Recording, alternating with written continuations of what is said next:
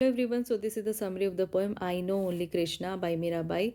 So these are the important points about the poet. Mirabai belongs to 16th century. She was married to Raja Bajraj of Udaipur. She was devoted to Lord Krishna since her childhood. She never cared about the code of conduct which she was supposed to follow according to the patriarchal society of the time.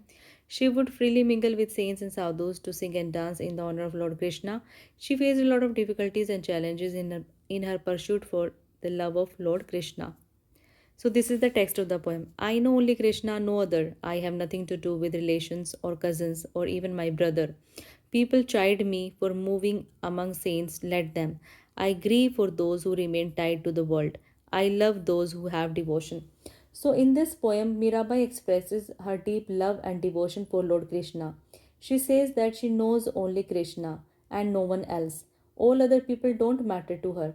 She says that she has nothing to do with her relatives, cousins, and even her brother. She has broken ties with all of them.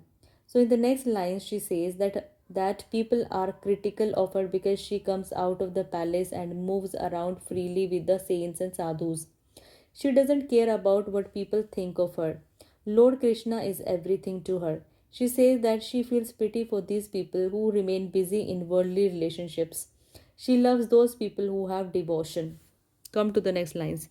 I have reared love's creeper with my tears. I have abandoned the world and live for love only. As one churning curd, the Rana sent me poison. I drank it cheerfully. Now the news goes around, bruited in every yard. Let it. I am bound in love to my Lord. That is all that is real for me. Let what will be be. So in these lines, she says that her love for Krishna is like a creeper. Creeper is a climbing plant, which she has nurtured with her tears. She says that she has rejected this world and is alive just for the sake of her love for Lord Krishna. She says that she is churning the curd from which she wants to extract the ghee, which means love and devotion for Lord Krishna.